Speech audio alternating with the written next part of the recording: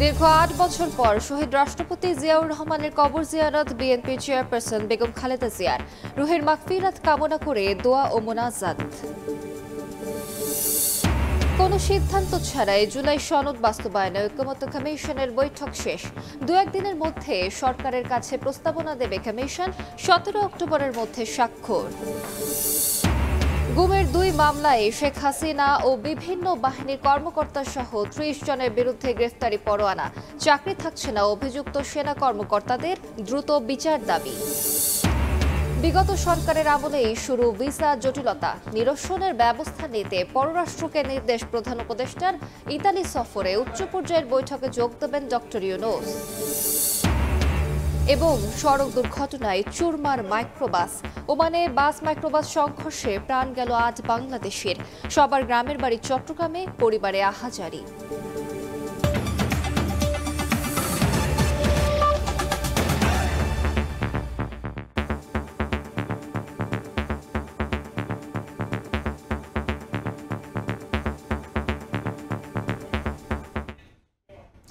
প্রবাসী সময়ের সঙ্গে আছি আমি আলিশা ইসলাম। দীর্ঘ ৮ বছর পর স্বামী ও শহীদ রাষ্ট্রপতি জিয়াউর রহমানের কবর জিয়ারত করলেন বিএনপি চেয়ারপারসন বেগম খালেদা জিয়া। বুধবার রাত ১১টার দিকে শেরে বাংলা নগরের জিয়াউর রহমানের সমাধিস্থলে এসে তার রুহের মাগফিরাত কামনা করে দোয়া ও মোনাজাত করেন বেগম জিয়া। এ সময় বেশ আবেগাপ্লুত ছিলেন বিএনপি নেত্রী। তার সঙ্গে ছিলেন দলের মহাসচিব মির্জা ফখরুল ইসলাম আলমগীর ও ব্যক্তিগত চিকিৎসক ডাক্তার AZM জাহিদ হোসেন এবং দলটির নেতাকর্মীরা। আহমেদ সালেহিনের রিপোর্ট। দীর্ঘদিন পর শেরে বাংলা নগরে স্বামীর কবরের পাশে এলেন বিএনপি চেয়ারপারসন বেগম খালেদা জিয়া। আবেগাপ্লুত অসুস্থ বিএনপি নেত্রী বেশ কিছুক্ষণ সময় কাটান স্বামীর সমাধিস্থলে। দুহাত তুলে জিয়াউর রহমানের আত্মার মাগফিরাত কামনা করেন স্ত্রী বেগম জিয়া। দোয়া দুরূদ পাঠ করেন তিনি। এ সময় সঙ্গে ছিলেন বিএনপি মহাসচিব মির্জা ফখরুল ইসলাম আলমগীর, ব্যক্তিগত চিকিৎসক ডাক্তার AZM জাহিদ হোসেন ও ডাক্তার শাহাবুদ্দিন আহমেদ। তার নিরাপত্তার কারণে দলীয় নেতাকর্মীরা এ সময় সমাধিস্থলের বাইরে থেকে দোয়ায় অংশ নেন। জিয়াউর রহমানের কবর জিয়ারত শেষে বেরিয়ে যাওয়ার সময় নেতাকর্মীরা বেগম জিয়াকে অভিবাদন জানান। দলীয় নেত্রীকে এক নজর দেখতে শেরে বাংলা নগরে এ সময় ঢল নামে নেতাকর্মীদের। ২০১৮ সালের ৮ই ফেব্রুয়ারি কারাগারে যাওয়ার আগে সবশেষ স্বামীর সমাধিস্থলে এসেছিলেন বেগম খালেদা জিয়া। এরপরে আর সমাধিস্থলে আসা হয়নি তার। বিএনপি নেত্রী ২ বছরের বেশি সময় কারাগারে ছিলেন। ২০২০ সালের ২৫শে মার্চ শর্ত সাপেক্ষে তৎকালীন আওয়ামী লীগ সরকার তাকে ৬ মাসের জামিনে মুক্তি দেয়। এরপর নানা রোগে আক্রান্ত বেগম জিয়াকে বহুবার যেতে হয় হাসপাতালে। পরবর্তীতে গণঅভ্যুত্থানে শেখ হাসিনা সরকারের পতন হলে সম্পূর্ণ মুক্ত হন সাবেক প্রধানমন্ত্রী বেগম খালেদা জিয়া। এরপরে তিনি সুচিকিৎসার জন্য গত ৭ই জানুয়ারি লন্ডনে যান। ৫ মাস চিকিৎসার পর গত ৬ই মে দেশে ফেরেন বিএনপি নেত্রী। আহমেদ সালেহিন, সময় সংবাদ, ঢাকা। তফসিল ঘোষণার অপেক্ষা না করে নির্বাচন সংশ্লিষ্ট সব দায়িত্ব এখনই ইসিকে বুঝিয়ে দেওয়ার পক্ষে বিএনপি। দুপুরে গুলশানে বিএনপি নেতাদের সঙ্গে EU রাষ্ট্রদূতের বৈঠক শেষে ব্রিফিংয়ে এই কথা বলেন স্থায়ী কমিটির সদস্য আমির খসরু মাহমুদ চৌধুরী। আরও জানান, ফেব্রুয়ারিতে সুষ্ঠু ও গ্রহণযোগ্য নির্বাচন দেখার প্রত্যাশা জানিয়ে পর্যবেক্ষক পাঠানোর কথা জানিয়েছে EU। রাজধানীর গুলশানে বিএনপি চেয়ারপারসনের কার্যালয়ে বাংলাদেশে নিযুক্ত ইউরোপীয় ইউনিয়নের রাষ্ট্রদূত মাইকেল মিলার বুধবার সকালে বৈঠক করেন বিএনপি মহাসচিব সহ স্থায়ী কমিটির সদস্যদের সঙ্গে। বৈঠক শেষে ব্রিফিংয়ে বিএনপির স্থায়ী কমিটির সদস্য আমির খসরু মাহমুদ চৌধুরী জানান, স্বচ্ছ নির্বাচনের প্রত্যাশা জানিয়ে পর্যবেক্ষক পাঠানোর কথা জানিয়েছে EU। ইউরোপিয়ান ইউনিয়ন থেকে ওনাদের অবজারভার পাঠাবেন। সরকারের পক্ষ থেকে, ইলেকশন কমিশনের পক্ষ থেকে যে অনুরোধ আসছে তার পরিপ্রেক্ষিতে ওরা সিদ্ধান্ত নিয়েছে তারা অবজারভার পাঠাবেন। এবং বাংলাদেশের এমনিতে ইলেকট্রাল প্রসেসের মধ্যে EUর একটা সবসময় একটা কন্ট্রিবিউশন থাকে, সেটা এবারও আছে এবং তারা আগ্রহ করে অপেক্ষা করছে ইলেকশনটা সুষ্ঠুভাবে সম্পাদন যাতে হয়। বিএনপির এই নেতা আরও জানান, অপেক্ষা না করে এখন থেকেই নির্বাচন সংশ্লিষ্ট বিষয়ে ইসিকে জানিয়ে সিদ্ধান্ত নেওয়া প্রয়োজন বলে বৈঠকে আলোচনা হয়েছে। নির্বাচন যেহেতু এখন আমাদের সামনে চলে আসছে, সুতরাং আমরা 3 মাসের জন্য অপেক্ষা না করে 3 মাসের আগে সমস্ত দায়িত্ব নির্বাচন কমিশনের নিয়ন্ত্রণে যেটা থাকে সেটাকে আমরা যা আলোচনা এসছে সেটা এখন থেকে হওয়া উচিত। এখন থেকে সরকারের যে সিদ্ধান্তগুলো নির্বাচনকে প্রভাবিত করতে পারে, নির্বাচনকে নিয়ে জড়িত সেই বিষয়গুলো এখন থেকে নির্বাচন কমিশনের অবগত থাকা উচিত এবং নির্বাচন কমিশনের একটা ভূমিকা থাকা উচিত। প্রশ্নের জবাবে আমির খসরু বলেন, নির্বাচন নিয়ে বিদেশিদের কাছে নালিশের কিছু নেই, বাংলাদেশে কি হবে সে বিষয়ে সিদ্ধান্ত নেবে জনগণ। বাংলাদেশে কি হবে সেটা বাংলাদেশের জনগণের কাছে নিয়ে যেতে হবে। মুরসালিন হক জুনায়েদ, সময় সংবাদ, ঢাকা। জাতীয় নির্বাচন নিয়ে ভারতের পররাষ্ট্র সচিব বিক্রম মিশ্রির মন্তব্য কাম্য নয় বলে জানিয়েছেন পররাষ্ট্র উপদেষ্টা। এটা সম্পূর্ণ বাংলাদেশের বিষয় বলেও সাফ জানান তিনি। এদিকে সাবেক মন্ত্রী সাবের হোসেন চৌধুরীর বাসায় রাষ্ট্রদূতদের বৈঠকের ঘটনা স্বাভাবিক বলেও মন্তব্য করেন তৌহিদ হোসেন। গত সোমবার নয়াদিল্লি সফররত ডিক্যাপ প্রতিনিধি দলের সঙ্গে মতবিনিময় সভায় ভারতের পররাষ্ট্র সচিব বিক্রম মিশ্রি বলেন, বাংলাদেশে যত দ্রুত সম্ভব একটি অবাধ, সুষ্ঠু, অন্তর্ভুক্তিমূলক ও অংশগ্রহণমূলক জাতীয় নির্বাচন দেখতে চান তারা। Expression of the mandate of the people of Bangladesh through free, fair, inclusive and participatory elections, and we will engage with that government that emerges from. এ নিয়ে বুধবার পররাষ্ট্র মন্ত্রণালয়ে গণমাধ্যম কর্মীদের প্রশ্নের জবাবে উপদেষ্টা তৌহিদ হোসেন বলেন, নির্বাচন নিয়ে বিক্রম মিশ্রির মন্তব্য অনাকাঙ্ক্ষিত। এটা সম্পূর্ণ বাংলাদেশের অভ্যন্তরীণ বিষয়। এই বক্তব্যটাকে আমি এভাবেই দেখি যে এটা তাদের বিষয় নয়, এটা সম্পূর্ণ বাংলাদেশের অভ্যন্তরীণ বিষয় এবং এ ধরনের কমেন্ট সম্পূর্ণ আনওয়ারেন্টেড। এদিকে 2026 সালের জাতিসংঘ সাধারণ পরিষদের 81তম অধিবেশনের প্রেসিডেন্ট পদে বাংলাদেশ ফিলিস্তিনের মুখোমুখি অবস্থানের বিষয়ে তৌহিদ হোসেন বলেন, দীর্ঘদিনের বন্ধুরাষ্ট্র ফিলিস্তিন আর ঢাকা একসঙ্গে প্রতিদ্বন্দ্বিতা করবে না। বাংলাদেশ এবং ফিলিস্তিন পরস্পরের মুখোমুখি হবে না। এছাড়া দূতাবাস ও কনসুলেট অফিস থেকে রাষ্ট্রপতির ছবি সরানো নিয়ে মোহাম্মদ শাহাবুদ্দিনের দেওয়া চিঠি নিয়েও প্রশ্নের উত্তর দেন পররাষ্ট্র উপদেষ্টা। উত্তরও প্রত্যাশা করেননি, জাস্ট উনি তার অনুভূতিটা ব্যক্ত করেছে। এটা নিয়ে আমি কোনো মন্তব্য করতে চাই না। সোশ্যাল মিডিয়ায় চলে আসছে অনেক আগে, চিঠিটা ফিজিক্যালি আমার কাছে পৌঁছেছে অনেকদিন। কোনো আইনও করা হয়নি, কোনো চিঠিও ইস্যু করা হয়নি, কিন্তু এমনিতে সাধারণভাবে কোনো ছবি থাকবে না, এটাই হলো। ক্ষমতাচ্যুত আওয়ামী লীগ সরকারের সাবেক মন্ত্রী সাবের হোসেন চৌধুরীর বাসায় রাষ্ট্রদূতদের বৈঠকের ঘটনাকে স্বাভাবিকভাবে দেখছেন বলেও জানান তৌহিদ হোসেন। গেছেন তারা, এটা নিয়ে তাদেরকে আমার কিছু বলার তেমন কিছু নেই। শাতিলা শারমিন, সময় সংবাদ, ঢাকা। ফেব্রুয়ারিতে নির্বাচন নিয়ে কোনো অনিশ্চয়তা দেখছেন না পরিবেশ উপদেষ্টা সৈয়দা রিজওয়ানা হাসান। বলেন, উপদেষ্টাদের সেফ এক্সিট নিয়ে নাহিদের বক্তব্য ব্যক্তিগত, এ নিয়ে সরকারের মন্তব্যের সুযোগ নেই। আর স্বরাষ্ট্র উপদেষ্টা বলেছেন, সবার সহযোগিতা পেলে সুষ্ঠু ও শান্তিপূর্ণ ভোট আয়োজন সম্ভব। রাজনৈতিক সহিংসতা, ফ্যাসিস্ট সমর্থকদের নানা তৎপরতা, পুলিশের লুট হওয়া সব অস্ত্র উদ্ধার না হওয়া সহ বিভিন্ন বিষয় সামনে এনে ফেব্রুয়ারিতে সুষ্ঠু নির্বাচন নিয়ে শঙ্কা রয়েছে নানা মহলে। এ অবস্থায় স্বরাষ্ট্র উপদেষ্টার কাছে আইন শৃঙ্খলা পরিস্থিতির বিষয়ে জানতে চাইলে তিনি সাংবাদিকদের জানান, আগের তুলনায় আওয়ামী লীগের ঝটিকা মিছিলের সংখ্যা কমেছে। সবার সহযোগিতা পেলে সুষ্ঠু ও শান্তিপূর্ণ নির্বাচন সম্ভব। ডিএমপি সদর দফতরে এক অনুষ্ঠান শেষে তিনি একথা বলেন। অপরাধের সংখ্যাও কমছে, আর একটা হলো যে ইলেকশন মোডে সবাই চলে আসবে, সেই সময় এই অপরাধগুলি কমে যাবে। আমরা আশা করি যে নির্বাচনটা খুব শান্তিপূর্ণভাবে এবং উৎসবমুখর হবে।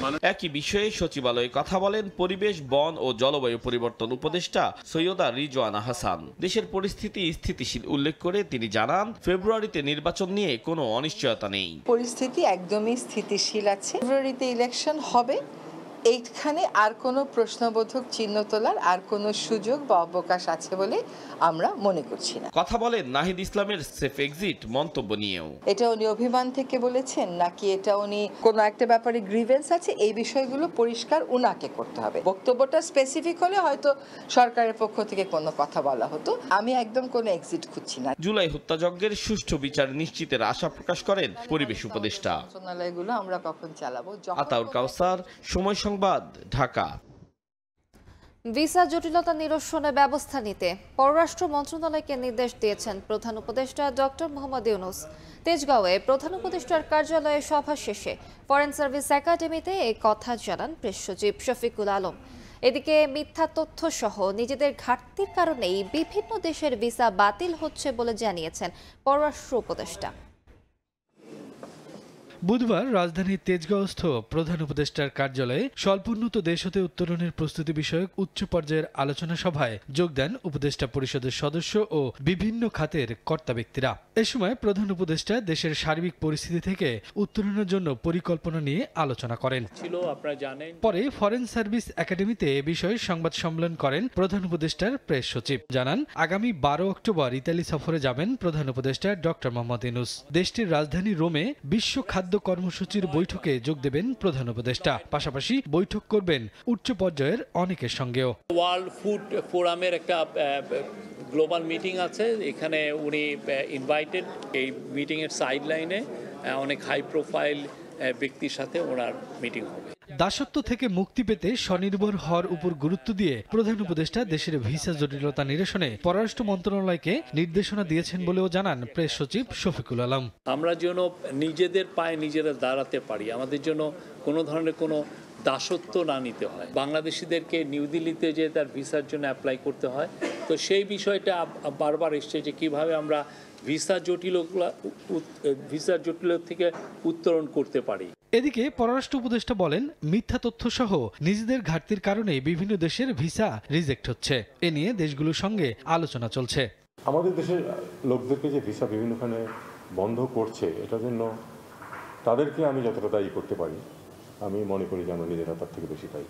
কারণ আমরা খুব বেশি অন রেকর্ড আমরা প্রচুর ফেক কাগজপত্র দাখিল করি। প্রতি বছর জার্মানি ও পাকিস্তান থেকে প্রায় 9000 শিক্ষার্থী নেয় বিভিন্ন দেশ। সে অনুযায়ী বাংলাদেশ থেকেও নেয়ার অনুরোধ করেছে পররাষ্ট্র মন্ত্রণালয়। পাকিস্তানের সমান লেভেলে যেন আমাদেরকে নেয়। শফিকুজ্জামান রুবেল, সময় সংবাদ, ঢাকা। কোনো ধরনের সিদ্ধান্ত ছাড়াই শেষ হলো জুলাই সনদের বাস্তবায়ন প্রক্রিয়া নিয়ে ঐকমত্য কমিশনের সমাপনী বৈঠক। গণভোটের সময়সীমা এবং প্রক্রিয়া নিয়ে এদিনও ঐকমত্য হয়নি রাজনৈতিক দলগুলোর মধ্যে।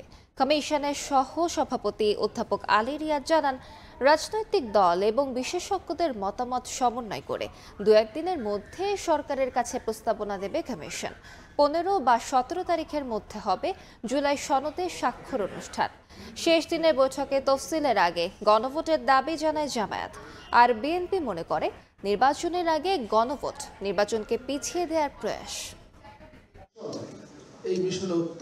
অবশেষে পর্দা নামল রাজনৈতিক দলগুলোর সঙ্গে জাতীয় ঐকমত্য কমিশনের বৈঠকের। 3 দফায় 72টি বৈঠকের মধ্য দিয়ে রাষ্ট্র কাঠামো সংস্কারে জুলাই সনদ এবং তার বাস্তবায়ন প্রক্রিয়া নিয়ে বুধবার শেষ বৈঠক করে রাজনৈতিক দলগুলো।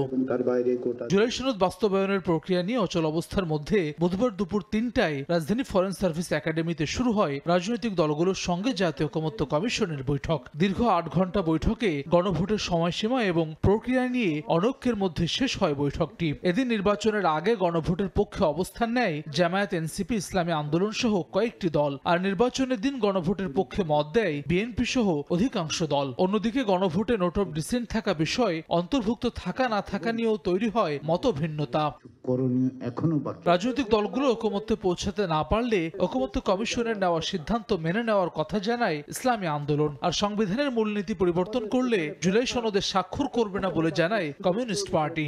দলগুলোর বিভিন্ন মত থাকতে পারে, আশা করি আমরা যে সিদ্ধান্ত আসবে রাজনৈতিক দলগুলো এই সিদ্ধান্তের বাইরে যাবে না। 72 সংবিধানে 4 মূলনীতি, গণতন্ত্র, সমাজতন্ত্র, ধর্মনিরপেক্ষতা, জাতীয়তাবাদ, এই যে দর্শন তত্ত্ব, সেখান থেকে পিছানোর কোনো সুযোগ নাই। বৈঠকে তফসিলের আগে গণভোট এবং ফেব্রুয়ারিতে জাতীয় নির্বাচনের দাবি জানায় জামায়াত। বিএনপিকে সংস্কার নিয়ে অবস্থান স্পষ্ট করার আহ্বান জানিয়ে জামায়াতের নায়েবে আমির আব্দুল্লাহ মোহাম্মদ তাহের বলেন, বিএনপি সংস্কারের কথা বলছে, অন্যদিকে নোট অফ ডিসেন্ট দিচ্ছে সংস্কার কার্যক্রমে। যদি নভেম্বরে গণভোটটা সেটেল হয়ে যায়, নভেম্বরের শেষের দিকে ডিসেম্বরের ফার্স্ট উইকে যদি আপনি জাতীয় নির্বাচনের তফসিল ঘোষণা করেন, তাহলে ফেব্রুয়ারি নির্বাচনের জন্য এটা যথেষ্ট টাইম আছে। তো বিএনপি মানুষকে বলছে তারা সংস্কার মানে, তো কিন্তু আবার অফিসিয়ালি নোট অফ ডিসেন্ট দিচ্ছেন, তাহলে তো যে কোনো একটা ওনাদের বলতে হবে যে আমরা মানি অথবা মানি না। গণভোট জাতীয় নির্বাচনের মতোই কর্মযোগ্য উল্লেখ করে বিএনপির স্থায়ী কমিটির সদস্য সালাউদ্দিন আহমদ বলেন, নির্বাচনের আগে গণভোট নির্বাচনকে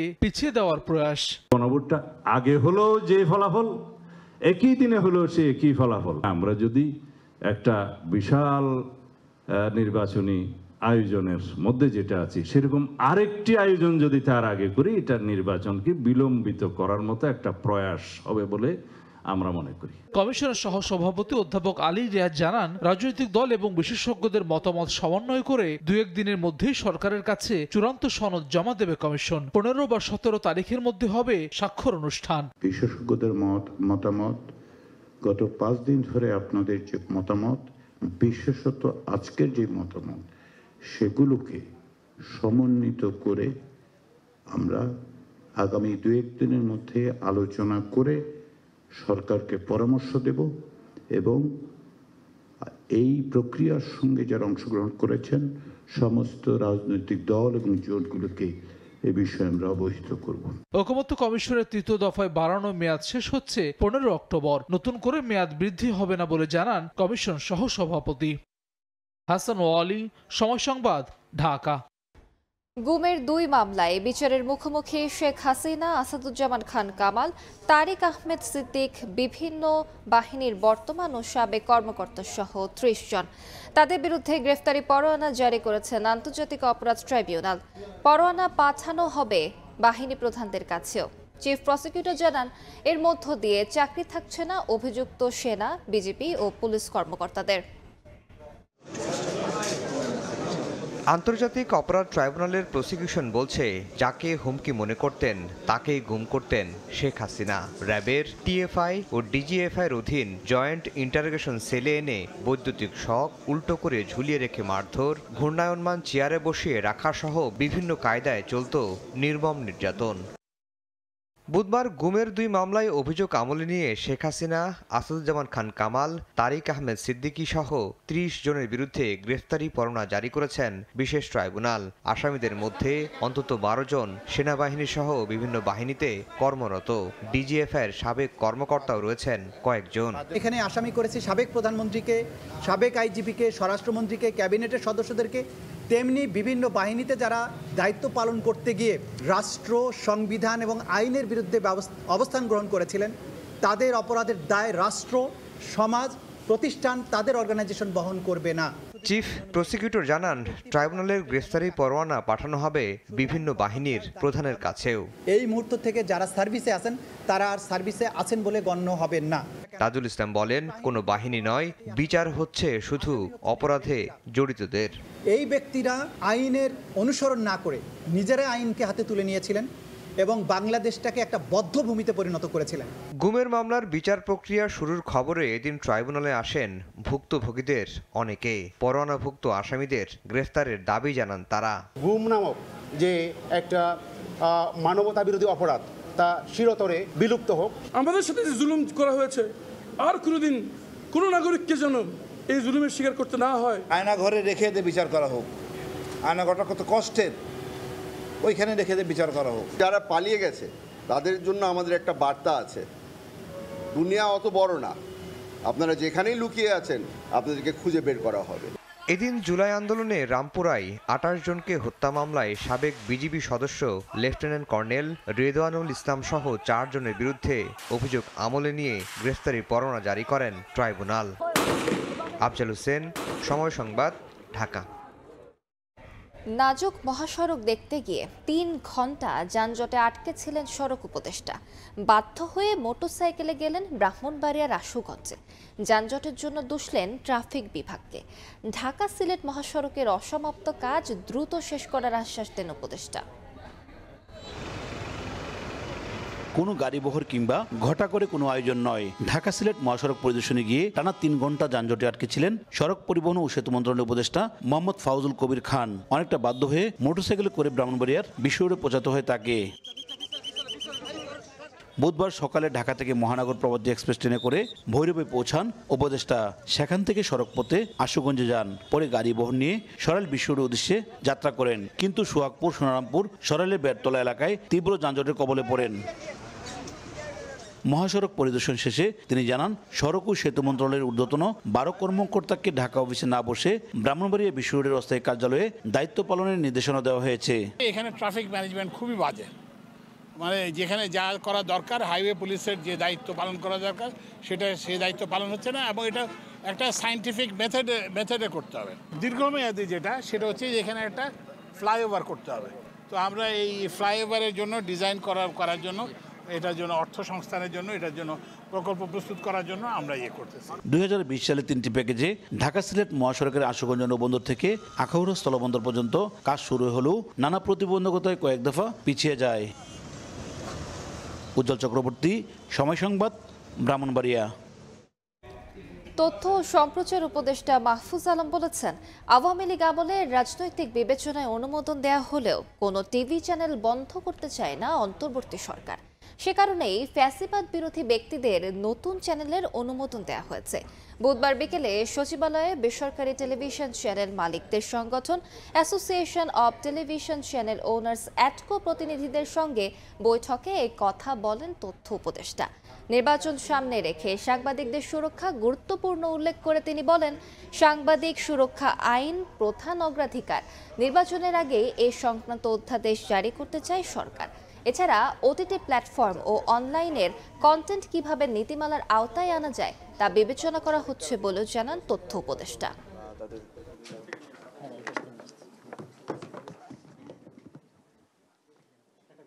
আমি যেহেতু কোনো মিডিয়া বন্ধ করব না, এটা আমাদের পলিসি, তাহলে আমি আওয়ামী লীগের সব মিডিয়া শাটডাউন করে দিতাম। সেটা আমরা করি না, এই সরকার করে নাই। ফলে আমরা যেটা করতেছি যে ফ্যাসিবাদ বিরোধী যারা আছে তাদের জন্য মিডিয়ার অবকাঠামোটা উন্মুক্ত করতেছি, তারা যেন এখানে ঢুকে এবং এখানে যেন বহু স্বর অন্তর্ভুক্ত হয়, পক্ষে বিপক্ষে তর্কটা জমে উঠে এবং গণতান্ত্রিক হয়। That's my only philosophy. গণমাধ্যম কমিশন একটা বিষয়, এটা আমরা পজিটিভ আছি, কিন্তু সবার মতামতের ভিত্তিতে আমরা করতে চাই। সাংবাদিকতা সুরক্ষা আইন এটা টেলিভিশন চ্যানেলের সাথেও যুক্ত হবে, মানে এটা শুধুমাত্র যেটা হয় আর কি প্রিন্ট মিডিয়াতে না, টেলিভিশন চ্যানেলের সাংবাদিকরাও এটার আওতায় থাকবেন। জামায়াতের আমির ডক্টর শফিকুর রহমানের সঙ্গে সাক্ষাৎ করেছেন ঢাকায় নিযুক্ত আলজেরিয়ার রাষ্ট্রদূত আবদেল ওহাব সাইদারি। বুধবার দুপুরে রাজধানীর বসুন্ধরায় শফিকুর রহমানের নিজ কার্যালয়ে এই সাক্ষাৎ অনুষ্ঠিত হয়। বৈঠকে তারা বাংলাদেশের সার্বিক পরিস্থিতি, পারস্পরিক সম্পর্ক নিয়ে আলোচনা করেন। ভবিষ্যতে দুই দেশের উন্নয়ন, অগ্রগতি ও দ্বিপক্ষীয় সম্পর্ক আরও বেগবান হবে বলে আশাবাদ ব্যক্ত করেন। এর আগে জামায়াত আমিরের সঙ্গে সাক্ষাৎ করেন বাংলাদেশে নিযুক্ত ইতালির রাষ্ট্রদূত অ্যান্তোনিও আলেসান্দ্রো। এ সময় বাংলাদেশে বিরাজমান সার্বিক পরিস্থিতি এবং বাংলাদেশ ইতালির দ্বিপক্ষীয় স্বার্থ সংশ্লিষ্ট বিষয়ে আলোচনা করেন। ভবিষ্যতে বাংলাদেশের প্রতি ইতালির দৃঢ় সমর্থন থাকবে বলেও তারা আশাবাদ ব্যক্ত করেন।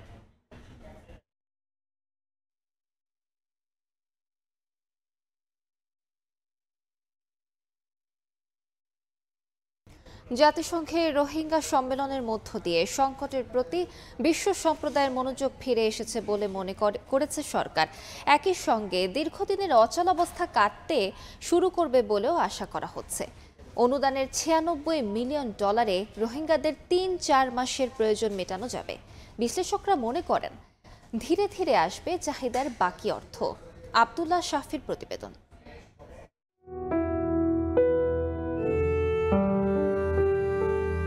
জাতিগত নিধনের মুখে রোহিঙ্গাদের এই ঢল এখন অনেকটাই স্মৃতির আড়ালে। মানবতার দুয়ার খুলেছিল বাংলাদেশ, এখন নিজেই শিকার অমানবিকতার। রোহিঙ্গা ক্যাম্পগুলোতে কমেছে বরাদ্দ, স্বাস্থ্য ঝুঁকি চরমে, প্রত্যাবাসনের কয়েক দফা উদ্যোগ ভেস্তে যাওয়ায় কক্সবাজার যেন বিপর্যয়ের অপেক্ষায় থাকা অঞ্চল। এমন প্রেক্ষাপটে প্রথমবারের মতো এবছরের 30 সেপ্টেম্বর জাতিসংঘ সদর দপ্তরে আয়োজিত হয় রোহিঙ্গা বিষয়ক সম্মেলন। এতে অংশ নেয় 75টি রাষ্ট্র ও প্রতিষ্ঠান। সংকট নিরসনে জোরালো বক্তব্য দেন বিশ্বের 63 জন ব্যক্তিত্ব। প্রত্যেকেই চূড়ান্ত মত দেন রোহিঙ্গা প্রত্যাবাসন বিষয়ে। অর্জনটা কি হলো সেটা প্রশ্ন জাতি করতেই পারে।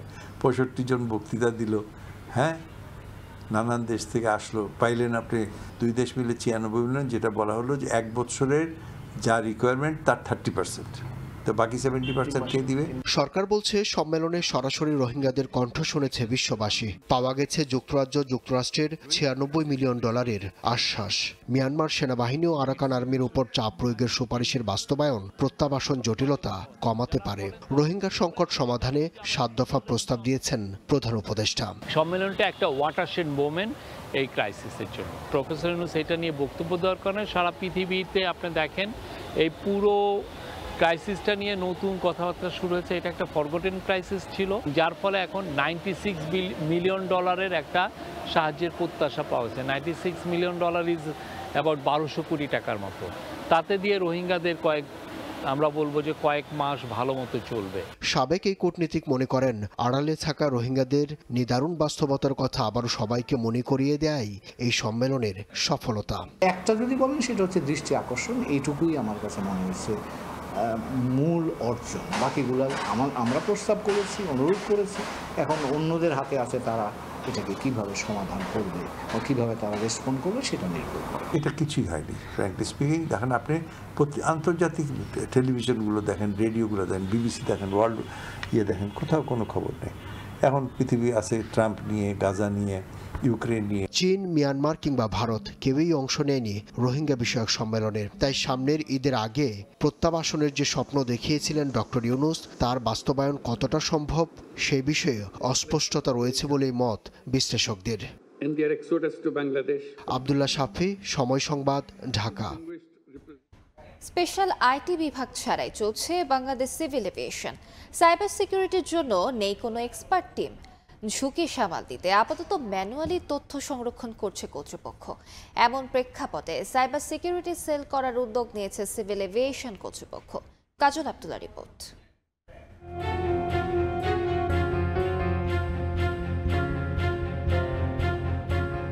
তথ্য প্রযুক্তিতে বিশ্ব যতটা এগোচ্ছে তার চেয়ে বেশি গতিতে তৎপর প্রযুক্তি খাতের অপরাধী চক্র। এমন অবস্থার মধ্যেই স্পর্শকাতর খাত হিসেবে মডার্ন টেকনোলজি ও বিশেষায়িত আইসিটি টিম ছাড়াই চলছে বাংলাদেশ সিভিল এভিয়েশন কর্তৃপক্ষ। তথ্য অনুযায়ী সাইবার হামলায় এক নিমিষেই এলোমেলো করে দিতে পারে ফ্লাইট অপারেশন সিস্টেম, যাত্রীর গন্তব্য রুট, ব্যাগেজ, মালামাল তথ্য, অন্যান্য দেশের সাথে সংযোগ সহ এয়ারপোর্টের অটোমেশন ব্যবস্থায় সংযুক্ত থাকা সব ধরনের কার্যক্রম। চরম ঝুঁকিপূর্ণ হলেও সাইবার হামলা মোকাবিলায় বাংলাদেশ সিভিল এভিয়েশন এখনও আতুরঘরে। সিভিল এভিয়েশনের নিজেরই কিন্তু আইটি সেল নেই, এটা অনেক আগে করা উচিত ছিল। প্রত্যেকটা বৃহত্তর অর্গানাইজেশনের এই ধরনের সেল থাকে।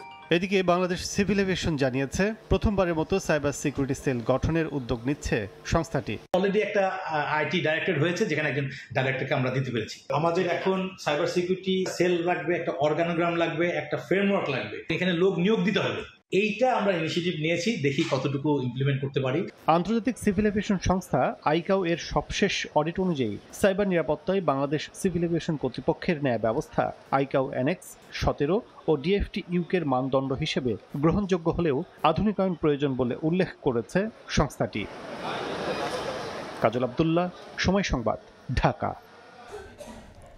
এবার দুদকের মামলার জালে আলোচিত দুই স্বর্ণ ব্যবসায়ী। তাদের মধ্যে ডায়মন্ড ওয়ার্ল্ডের এমডি দিলীপ কুমার আগরওয়াল দম্পতির বিরুদ্ধে প্রায় 1000 কোটি টাকা সন্দেহজনক লেনদেনের অভিযোগে মামলা করেছে সংস্থাটি।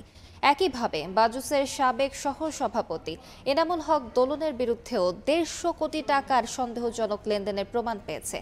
এদিন সাবেক স্বাস্থ্যমন্ত্রী রুহুল হকের 56 ব্যাংক হিসাব জব্দের আদেশ দিয়েছেন আদালত। স্বর্ণ চোরাচালানের অভিযোগে গ্রেফতার ডায়মন্ড ওয়ার্ল্ডের এমডি দিলীপ কুমার আগরওয়ালের বিরুদ্ধে বুধবার মামলা করেছে দুদক, যেখানে আগরওয়ালা দম্পতির বিরুদ্ধে প্রায় 158 কোটি টাকার অবৈধ সম্পদ অর্জন ও 968 কোটি টাকার সন্দেহজনক লেনদেনের অভিযোগ আনা হয়েছে। সন্দেহজনক লেনদেন করে উক্ত টাকা হস্তান্তর, রূপান্তর এবং স্থানান্তর পূর্বক আয়ের উৎস আড়াল করার অপরাধ অনুসন্ধানকালে প্রমাণিত হয়েছে। একইভাবে বাজুসের সাবেক সহসভাপতি এনামুল হক দোলন দম্পতির বিরুদ্ধে 9 কোটি 84 লাখ টাকার অবৈধ সম্পদ ও 150 কোটি টাকার সন্দেহজনক লেনদেনের অভিযোগে মামলা করেছে সংস্থাটি।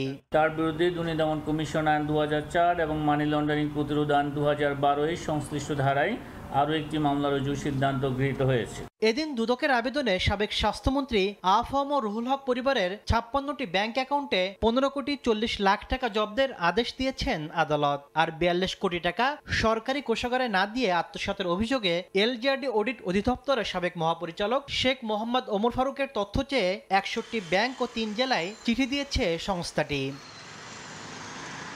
তাসলিম তৌহিদ, সময় সংবাদ, ঢাকা।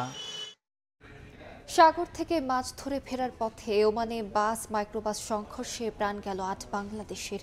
সবার গ্রামের বাড়ি চট্টগ্রামে। শোকের ছায়া নেমে এসেছে বাংলাদেশি কমিউনিটিতে। বুধবার স্থানীয় সময় বিকেল ৩:২০ ওমানের দুকুমের সিদ্রা এলাকায় সড়ক দুর্ঘটনায় ৮ প্রবাসী বাংলাদেশি নিহত হয়েছেন। প্রত্যক্ষদর্শীরা জানান, তারা সাগর থেকে মাছ ধরে ফিরছিলেন। বেপরোয়া গতিতে চলা একটি গাড়ি তাদের ধাক্কা দেয়। এতে ঘটনাস্থলেই তারা নিহত হন। নিহতদের মধ্যে আমিন সওদাগর, রকি, আরজু, বাবলু, শাহাবুদ্দিন সহ ৭ জনের গ্রামের বাড়ি চট্টগ্রামের সন্দ্বীপে। বাকি একজনের বাড়ি রাউজানে বলে জানা গেছে। মরদেহগুলো দুকুম হাসপাতালের মর্গে রাখা হয়েছে। দ্রুত তাদের লাশ দেশে ফেরাতে বাংলাদেশি কমিউনিটি ও স্থানীয় প্রশাসন দূতাবাসে যোগাযোগ করছে। স্থানীয়রা বলছেন, বেপরোয়া গতির কারণে দুর্ঘটনা প্রতিরোধে সড়ক নিরাপত্তা আরও জোরদার করা দরকার। মাসকাট থেকে ৬০০ কিলোমিটার দূরে, তো আমরাও বিস্তারিত করছি। ৭ জন মারা গেছে, তারা বেশিরভাগই হচ্ছে মাছ ধরা। ওখানে তো মাছ ধরার জেলে থাকে, ওই সমুদ্রে যায় মাছ ধরতে। তো ওরা একটা গাড়ি নিয়ে যাচ্ছিল, অন্য একটা গাড়ির সাথে মুখোমুখি সংঘর্ষে আর কি এটা হয়েছে। যারা মৃত্যুবরণ করেছেন তাদের যেন আর্থিক সহায়তার পাশাপাশি তাদের লাশ পাঠানোর ক্ষেত্রে বাংলাদেশ দূতাবাস সর্বোচ্চ সহযোগিতা করে এবং আর্থিক সহযোগিতা করে, এবং তাদের যেই ইন্স্যুরেন্স এবং ক্লেমগুলো আছে এগুলো যেন দ্রুত সম্পন্ন করে। এদিকে মর্মান্তিক এই দুর্ঘটনার খবর সন্দ্বীপে পৌঁছালে নিহতদের পরিবারের মাঝে শোকের ছায়া নেমে আসে। স্বজনদের আহাজারিতে ভারী হয়ে ওঠে চারপাশ। নাসরিন রুমি, সময় সংবাদ। ওমানে সড়ক দুর্ঘটনায় নিহত ৮ প্রবাসীর মৃত্যুর ঘটনায় শোকের ছায়া নেমে এসেছে পরিবার ও এলাকার মানুষের মাঝে। স্থানীয় সময় বুধবার বিকেলে দুকুম অঞ্চলের সিদ্রা এলাকায় মর্মান্তিক দুর্ঘটনা ঘটে। প্রত্যক্ষদর্শীরা জানায়, সাগর থেকে মাছ ধরার কাজ শেষে ফেরার পথে তাদের বহনকারী গাড়িটি দুর্ঘটনায় পড়ে। এতে গাড়িটি দুমড়ে মুচড়ে গেলে ঘটনাস্থলেই কয়েকজন মারা যান। বাকিরা হাসপাতালে নেয়ার পর মারা যায়। এদিকে এমন মর্মান্তিক ঘটনায় উপজেলা সন্দ্বীপে পরিবারের মাঝে নেমে এসেছে শোকের ছায়া। কান্নায় ভেঙে পড়েন স্বজনরা। নিহতদের সবাই চট্টগ্রামের সন্দ্বীপ উপজেলার সারিকাইত ইউনিয়নের বাসিন্দা বলে জানা গেছে। তাদের মধ্যে ৫ জনের নাম পরিচয় নিশ্চিত হওয়া গেছে। বর্তমানে নিহতদের মরদেহ দুকুমের একটি হাসপাতালের মর্গে রাখা হয়েছে। কল দিয়ে বাচ্চার সাথে কথা বলছে, অনেকক্ষণ কথা বলার পর বাচ্চাকে লাস্ট কথা বলছে যে তোমরা বাড়িতে যাও, আমি চাকরি দিয়ে যাই। এটা করে বাপের কাছে আছে মনে রাখো। তারপরে ছেলে নাকি অনেকক্ষণ বাপের দিকে তাকিয়ে আসছিল, মানে বাপের দিকে তাকিয়ে আছে দেখার জন্য। আসন্ন জাতীয় নির্বাচন উপলক্ষে প্রবাসী বাংলাদেশিদের জন্য নিরাপদ পোস্টাল ব্যালট সেবা চালু করতে যাচ্ছে বাংলাদেশ ডাক বিভাগ। এর মাধ্যমে ১,৩০,০০,০০০ বাংলাদেশি ভোট দিতে পারবেন। বুধবার দুপুরে রাজধানীর আগারগাঁওয়ে ডাক ভবনে সংবাদ সম্মেলনে এই কথা জানান প্রধান উপদেষ্টার বিশেষ সহকারী ফয়েজ আহমদ তৈয়ব। এ সময় ভোটারের নিরাপত্তা নিশ্চিত করতে নির্বাচন কমিশনের সঙ্গে কাজ চলছে বলেও জানান তিনি। চলতি মাসেই চালু হচ্ছে সেন্ট্রাল লজিস্টিক ট্র্যাকিং প্ল্যাটফর্ম। এই প্ল্যাটফর্ম চালুর মাধ্যমে ইভ্যালি, অরেঞ্জের মতো কমার্স প্রতিষ্ঠানের প্রচারণা বন্ধ হবে বলে মনে করেন প্রধান উপদেষ্টার বিশেষ সহকারী। বাংলাদেশ ডাক প্রথমবারের মতো প্রবাসী বাংলাদেশিদের জন্য নিরাপদ পোস্টাল ব্যালট সেবা চালু করছে। 3 এনভেলপ সিস্টেম। প্রথমটা হচ্ছে ডাক বিভাগ ব্যবহার করবে, বাকি দুইটার মধ্যে একটা এমবেসি ব্যবহার করবে, আর একটা সম্ভবত আমাদের যে পোস্টাল ব্যালট থাকবে আর কি। তো যদি এটা সঠিকভাবে বাস্তবায়ন করা যায় তাহলে আমি মনে করি গোপনীয়তা এবং ব্যালটের নিরাপত্তা নিশ্চিত করা যাবে। বাংলাদেশি পণ্যের জন্য সৌদি আরব বিকল্প বাজার হতে পারে বলে জানিয়েছেন সৌদি বাংলাদেশ চেম্বারের সভাপতি আশরাফুল আলম চৌধুরী। বুধবার সকালে রাজধানীর সোনারগাঁওয়ে বিজনেস সামিট পরবর্তী সংবাদ সম্মেলনে তিনি জানান, দেশের তথ্য প্রযুক্তি, ডিজিটাল, ফাইন্যান্সিয়াল সেক্টর সহ 5টি খাতে সৌদির ব্যবসায়ীরা বিনিয়োগে আগ্রহ দেখিয়েছেন। দুই দেশের বিনিয়োগকারীদের নিয়ে শিগগিরই সৌদি আরবে শোকেস বাংলাদেশ করার পরিকল্পনার কথা জানান। এ সময় জানানো হয়, তৈরি পোশাকের জন্য বাংলাদেশকে সবাই চিনলেও আইটি খাতেও অনেক সম্ভাবনা রয়েছে। এই সম্ভাবনা কাজে লাগাতে আগ্রহ দেখিয়েছেন সৌদি উদ্যোক্তারা। Digital financial service, technology transfer, human resource development, এইসব ক্ষেত্রে ওনারা খুব আগ্রহ প্রকাশ করেছেন। ওনারা চাচ্ছেন যে বাংলাদেশের মানুষ ওনাদের সাথে যুক্ত হয়ে এইসব ক্ষেত্রে যাতে করে অবদান রাখতে পারে, সেই ব্যাপারে ওনাদের একটা আগ্রহ আমরা দেখছি। আগামীতে কর ছাড় বা অব্যাহতির সিদ্ধান্ত জাতীয় সংসদের মাধ্যমে নেওয়া হবে বলে জানিয়েছেন জাতীয় রাজস্ব বোর্ডের চেয়ারম্যান আব্দুর রহমান খান। বুধবার বিকেলে রাজধানীর আগারগাঁওয়ে এনবিআর ভবনে আয়োজিত মিট দ্য বিজনেস অনুষ্ঠানে foreign investors chamber of commerce and ইন্ডাস্ট্রির নেতাদের সঙ্গে আলোচনা শেষে এই কথা জানান তিনি। এ সময় আন্তর্জাতিক মানদণ্ড মেনেই রাজস্ব আহরণ হচ্ছে দাবি করে ব্যবসায়ীদের কাছ থেকে জোর করে কর আদায় করা যাবে না বলেও কর্মকর্তাদের সতর্ক করেন এনবিআর চেয়ারম্যান। তবে কর ফাঁকিবাজদের বিরুদ্ধে কঠোর ব্যবস্থা নেয়ার হুঁশিয়ারি দেন তিনি। বিএসটিআই এর গুণগত মানসনদ গ্রহণ না করেই ও মিথ্যা তথ্য দিয়ে বিভিন্ন ব্র্যান্ডের রূপচর্চার প্রসাধনী বাজারজাত করে আসছিল রাজধানীর চকবাজারের দুটি প্রতিষ্ঠান। গোপন সংবাদ পেয়ে অভিযান চালায় বিএসটিআই। অভিযোগের সত্যতা পেলে দুটি আইনে 4 লাখ টাকা জরিমানা করা হয় দুটি প্রতিষ্ঠানকে। একই সঙ্গে জব্দ করা হয় 1 কোটি টাকার পণ্য। রাজধানী চকবাজার অনুমোদনবিহীন রূপচর্চার প্রসাধনীতে সয়লাভ। বিএসটিআইয়ের সিএম লাইসেন্স ও ছাড়পত্র ছাড়াই বিক্রি হচ্ছে skin cream, baby oil, lipstick, skin powder, whitening cream সহ দেশি বিদেশি বিভিন্ন ব্র্যান্ডের পণ্য। বুধবার ওয়াটারওয়ার্ক রোড, ডালপট্টি, মৌলভীবাজার ও চকবাজার এলাকায় র্যাব ও সেনাবাহিনীর সহযোগিতায় মোবাইল কোর্ট পরিচালনা করে বিএসটিআই। মেসার্স সেঞ্চুরি ট্রেড ও মেসার্স স্বর্ণা ইন্টারন্যাশনাল নামে দুটি প্রতিষ্ঠানে দীর্ঘদিন ধরে মিথ্যা তথ্য দিয়ে অনুমোদনবিহীন প্রসাধনী বিক্রির প্রমাণ মেলে। এই হাইড্রোকুইনিনের এমন একটি গুণ আছে যেটি মাত্রাতিরিক্ত ব্যবহার করলে এটা কন্ট্যাক্ট পয়জনের মতো কাজ করবে এবং আলটিমেটলি সেটি কিন্তু আপনার কিডনি এবং লিভারকে আপনার লিভার ফাংশনে আপনার এটা এফেক্ট করবে। কোনোটাতে 2300 গুণ বেশি, 2300 গুণ বেশি, কোনোটাতে 2400 গুণ বেশি, কোনোটাতে 2690 গুণ বেশি পরিমাণ আমরা হাইড্রোকুইনিনের উপস্থিতি আমরা দেখতে পেরেছি। এ সময় জব্দ করা হয় বিপুল পরিমাণ অনুমোদনহীন পণ্য। সেই সঙ্গে দুটি প্রতিষ্ঠানকেই জরিমানা করা হয় 4 লাখ টাকা। আমরা যখন সংবাদ পাই তখন আমরা যে কিন্তু এগুলো হানা দেই, এগুলি আমরা আনি, কিন্তু এইটা সমস্ত অপকর্মের কত অংশ হয়তো ওদের টোটাল চ্যানেলের 1-2টা ধরা পড়ছে, আবার কিন্তু তারা সেই জায়গায় ফিরে যাচ্ছে। অবৈধভাবে এগুলি দেশের মধ্যে অনুপ্রবেশ করেছে। সুতরাং অনুপ্রবেশের যে পথগুলো আছে সেই পথগুলোকে অবশ্যই বন্ধ করতে হবে। জব্দ করা মালামাল থেকে 15টি ব্র্যান্ডের প্রসাধনীর নমুনা হাইড্রোকুইনন ও মার্কারি পরীক্ষার জন্য পাঠানো হয় ল্যাবে। রৌনক নিয়ন্তা, সময় সংবাদ, ঢাকা। চোখের রোগে সামান্য অবহেলায় দৃষ্টিশক্তি হারিয়ে অন্ধত্বের মুখে পড়তে হয়। তাই অন্ধত্ব প্রতিরোধে চোখের সঠিক যত্নের পরামর্শ দিয়েছেন বিশেষজ্ঞ চিকিৎসকেরা। বুধবার দুপুরে রাজধানীর ধানমন্ডিতে বিশ্ব দৃষ্টিশক্তি দিবসকে সামনে রেখে এক আলোচনা সভায় এই কথা জানান বক্তারা। বাংলাদেশ আই হসপিটাল আয়োজিত আলোচনায় চোখের যত্ন, দৃষ্টিশক্তির রক্ষা এবং সচেতনতা বৃদ্ধিতে সবার সম্মিলিত চেষ্টা ও প্রয়োজনীয়তার কথা তুলে ধরেন চিকিৎসকেরা। বিনামূল্যে ছানি অপারেশন, দেশের প্রত্যন্ত অঞ্চলে চক্ষু সচেতনতা সম্পর্কিত ক্যাম্পেইন আরও বিস্তৃত হবে বলেও জানান তারা।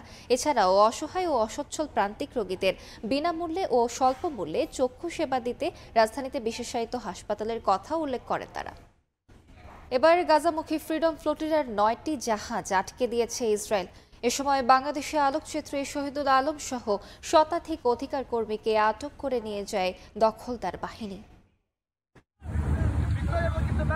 গাজাবাসীর পাশে দাঁড়াতে সুমুদ ফ্রিডম ফ্লোটিলার পর ফ্রিডম ফ্লোটিলা কোয়ালিশনের 9টি নৌবহর গাজার উদ্দেশ্যে রওনা দেয়। তবে সুমুদের মতোই পরিণতি হলো এই নৌবহরের। 9টি জাহাজেই হানা দেয় ইসরায়েলি সেনাবাহিনী। শেষ জাহাজ হিসেবে কনসিয়ান্স নামের নৌবহরটি গাজার উদ্দেশ্যে তাদের যাত্রা অব্যাহত রেখেছিল, কিন্তু অবশেষে সেই জাহাজেও হানা দেয় আইডিএফ। এই জাহাজে বাংলাদেশের আলোকচিত্রী ও অধিকার কর্মী শহীদুল আলম সহ মোট 93 জন ছিলেন। সামাজিক যোগাযোগ মাধ্যমে এক ভিডিও বার্তায় শহীদুল আলম জানান, ইসরায়েলের সেনাবাহিনী অন্যায়ভাবে তাকে অপহরণ করেছে। তিনি দাবি করেন, যুক্তরাষ্ট্র ও পশ্চিমা দেশগুলোর সহায়তায় গাজায় গণহত্যা চালিয়ে যাচ্ছে ইসরায়েল। আমাকে ইসরায়েলের দখলদার সেনারা অপহরণ করেছে। ইসরায়েল ফিলিস্তিনে গণহত্যা চালাচ্ছে, যার সক্রিয় সহযোগিতা ও সহায়তা করছে যুক্তরাষ্ট্র এবং অন্যান্য পশ্চিমা শক্তি। আমি আমার সব সাথী, বন্ধু ও সহকর্মীদের কাছে ফিলিস্তিনের মুক্তির সংগ্রাম চালিয়ে যাওয়ার আবেদন করছি। এদিকে এক বিবৃতিতে এই নৌবহর আটকের বিষয়টি নিশ্চিত করেছে ইসরায়েলের পররাষ্ট্র মন্ত্রণালয়। এর আগে সুমুদ ফ্লোটিলায় ইসরায়েলি বাহিনীর অভিযানের পর সুইডিশ জলবায়ু আন্দোলন কর্মী গ্রেটা থুনবার্গ সহ 5 শতাধিক অধিকার কর্মীকে আটক করা হয়। মালিহা সুহরওয়ার্দী, সময় সংবাদ। স্থানীয় সরকার নির্বাচন ঘিরে গোটা পর্তুগালে ভোটের আমেজ। 12 অক্টোবর দেশটির 308টি মিউনিসিপ্যালিটি ও 3000-এর বেশি পৌর এলাকার বাসিন্দারা ভোট দিয়ে তাদের জনপ্রতিনিধি নির্বাচন করবেন। এবারে নির্বাচনে বনফিম প্যারিশ অ্যাসেম্বলির সদস্য পদে সোশ্যালিস্ট পার্টির প্যানেলে নির্বাচনে অংশ নিচ্ছেন প্রবাসী বাংলাদেশি শাহ আলম কাজল। যারা নেতৃত্বে আসুক তারা যেন অভিবাসী বান্ধব হন, এমনটাই প্রত্যাশা দেশটির প্রবাসী বাংলাদেশিদের। লিসবন থেকে তারেকুল হাসান আশিকের রিপোর্টে বিস্তারিত। নির্বাচনী বিভিন্ন বিলবোর্ড ও প্রচারপত্রে ছেয়ে গেছে পর্তুগালের রাজধানী লিসবনের গুরুত্বপূর্ণ বিভিন্ন পয়েন্ট। 12 অক্টোবর দেশটির স্থানীয় সরকার নির্বাচনকে কেন্দ্র করে শেষ মুহূর্তের প্রচারণায় ব্যস্ত সময় পার করছেন প্রার্থীরা। মেয়র, প্যারিশ কাউন্সিল বা পৌর অঞ্চলের প্রেসিডেন্ট প্রার্থী সহ বিভিন্ন দলের প্যানেলে জনপ্রতিনিধি হিসেবে নির্বাচনে অংশ নেওয়া প্রার্থীদের বিভিন্ন ব্যানার নজর কাড়ছে নগরবাসীর। কফি শপগুলোর আড্ডাতেও আলোচনায় আসন্ন নির্বাচন। শুধু লিসবন নয়, দেশটির 308টি মিউনিসিপ্যালিটি ও 3000-এর বেশি প্যারিশেই বইছে নির্বাচনী হাওয়া। বন্দরনগরী পোর্তোতেও জোর প্রচারণা চালাচ্ছেন প্রার্থীরা।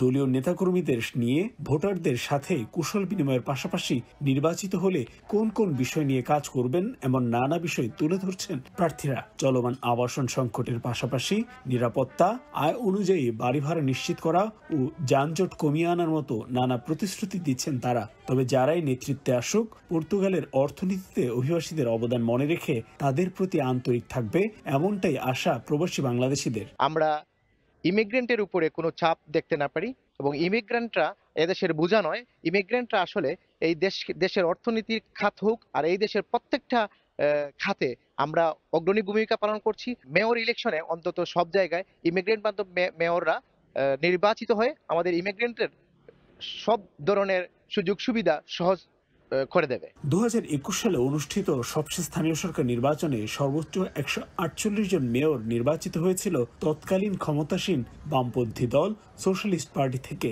এরপর সাম্প্রতিক বছরগুলোতে পর্তুগালের রাজনীতিতে এসেছে ব্যাপক পরিবর্তন। জনপ্রিয়তা বেড়েছে ডানপন্থীদের, তলানিতে ঠেকেছে উদারপন্থী বাম দলগুলোর জনসমর্থন। তাই জাতীয় নির্বাচনের পর এই নির্বাচনকে নিজেদের জনপ্রিয়তা যাচাইয়ের মাধ্যমও ভাবছে রাজনৈতিক দলগুলো। পর্তুগালের বন্দর নগরী হিসেবে পরিচিত পোর্তো শহরের বনফিম প্যারিশ অ্যাসেম্বলির সদস্য পদে সোশ্যালিস্ট পার্টির প্যানেলে নির্বাচনে অংশ নিচ্ছেন প্রবাসী বাংলাদেশি শাহ আলম কাজল। তিনি এই নির্বাচনে অংশ নেয়া একমাত্র বাংলাদেশি। তারিকুল হাসান আশিক, সময় সংবাদ, লিসবন, পর্তুগাল। সংযুক্ত আরব আমিরাতে মোবাইল ব্যবসায় বিপ্লব ঘটিয়েছেন প্রবাসী বাংলাদেশিরা। বিশ্বখ্যাত মোবাইল কোম্পানিগুলো অন্যান্য দেশের তুলনায় দুবাইতে পণ্য বিক্রিতে বেশিরভাগই বাংলাদেশিদের উপর নির্ভর করছে। পাশাপাশি হাজার হাজার প্রবাসী গড়ে তুলেছেন নিজেদের ব্যবসা। বিস্তারিত শিবলি আল সাদিকের রিপোর্টে। মোবাইল বিক্রয় ও ডিস্ট্রিবিউশনের বৈশ্বিক কেন্দ্র হিসেবে বর্তমানে শীর্ষ তালিকায় দুবাই। উৎপাদন যেখানেই হোক, বিক্রয় ও পাইকারি বাণিজ্যের জন্য অন্যতম গন্তব্য সংযুক্ত আরব আমিরাত। আর এই সুযোগটাই কাজে লাগিয়েছেন প্রবাসী বাংলাদেশিরা। 2000 থেকে 2025 সালের মধ্যে হাজার হাজার প্রবাসী বাংলাদেশি বেছে নিয়েছেন মোবাইল ফোন ব্যবসা। বর্তমানে শুধু দুবাই, আবুধাবি, শারজা, আজমান আর রাস আল খাইমায় আছেন 10 থেকে 15 হাজার বাংলাদেশি মোবাইল ব্যবসায়ী। এদের মধ্যেই অনেকে আছেন যারা মূল কোম্পানির অফিসিয়াল এজেন্ট বা ডিস্ট্রিবিউটর হিসেবে কাজ করছেন। বাংলাদেশে বসেও যারা অনলাইনে আমার কোম্পানিতে ব্যাক এন্ডে কাজ করে, বাংলাদেশে বড় একটা টিম আমার কাজ করে, এখানে যা কাজ করে তার মধ্যে 95% স্টাফ কিন্তু আমি বাংলাদেশ থেকেই নিই। আমাদের বাঙালি ভাইদের অনেক বড় বড় কোম্পানি আছে, ভালো ভালো কোম্পানি, বড় বড় কোম্পানি আছে এখানে দুবাই মোবাইল মার্কেটে। প্রবাসী ব্যবসায়ীরা জানান, বাংলাদেশে ভিসা বন্ধ থাকা আর ব্যাগেজ নীতিমালার পরিবর্তন সত্ত্বেও তাদের ব্যবসার বড় কোনো প্রভাব পড়েনি, কারণ আন্তর্জাতিক বাজার হিসেবে দুবাইয়ে তারা ঘাটতি পূরণ করতে পারছেন। তবে নতুন করে কর্মী নিয়োগ দিতে না পারায় জনবল সংকটে পড়েছেন তারা। বাংলাদেশে 2023-24 সালে ভিজিটর বা ভ্রাম্যমাণ ব্যবসায়ীরাই প্রায় দুবাই থেকে মোবাইল কিনে দেশে বিক্রি করতেন। আপনারা যারা অফলাইনের বাইরে অনলাইন বিজনেসে বেশি ফোকাস দিবেন। হয়রানিতে পড়তে হয় এয়ারপোর্টের মাধ্যমে, কিন্তু সেটা আমরা কোনোভাবে সফল হতে পারি না, এটা আমাদের সবচেয়ে বড় ব্যর্থতা। এদিকে ই কমার্সেও প্রবেশ করেছেন প্রবাসী বাংলাদেশিরা। দুবাইয়ের কিছু ইলেকট্রনিক্স কোম্পানি মোবাইল বিক্রির পাশাপাশি অনলাইন প্রমোশন চালু করেছে। এদিকে ই কমার্সেও প্রবেশ করেছেন প্রবাসী বাংলাদেশিরা। দুবাইয়ের কিছু ইলেকট্রনিক কোম্পানি মোবাইল বিক্রির পাশাপাশি অনলাইন প্রমোশন চালু করেছে। এতে ব্যবসা যেমন বেড়েছে, তেমনি গ্রাহকদেরও আস্থা অর্জনের দাবি তাদের দাবি সঠিক তথ্য আর সঠিক পণ্য সরবরাহ করতে পারলে ই কমার্স ব্যবসা দুবাইতে অত্যন্ত লাভজনক। দেশটির নিরাপত্তা ও কঠোর আইন থাকায় প্রতারণার সুযোগও নেই বলে জানান তারা। শিবলি আল সাদিক, সময় সংবাদ, সংযুক্ত আরব আমিরাত। এ পর্যায়ে শীর্ষ সংবাদগুলো জানিয়ে দিচ্ছি আরেকবার। দীর্ঘ 8 বছর পর শহীদ রাষ্ট্রপতি জিয়াউর রহমানের কবর জিয়ারত। বিএনপির চেয়ারপারসন বেগম খালেদা জিয়ার রুহের মাগফিরাত কামনা করে দোয়া ও মোনাজাত। কোনো সিদ্ধান্ত ছাড়াই জুলাই সনদ বাস্তবায়নে ঐকমত্য কমিশনের বৈঠক শেষ। 2-1 দিনের মধ্যে সরকারের কাছে প্রস্তাবনা দেবে কমিশন। 17 অক্টোবরের মধ্যে স্বাক্ষর। এবং গুমের 2 মামলায় শেখ হাসিনা ও বিভিন্ন বাহিনীর কর্মকর্তা সহ 30 জনের বিরুদ্ধে গ্রেফতারি পরোয়ানা।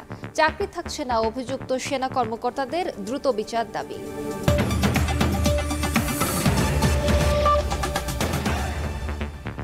এ ছিল প্রবাসের সময়। সঙ্গে থাকুন সময়।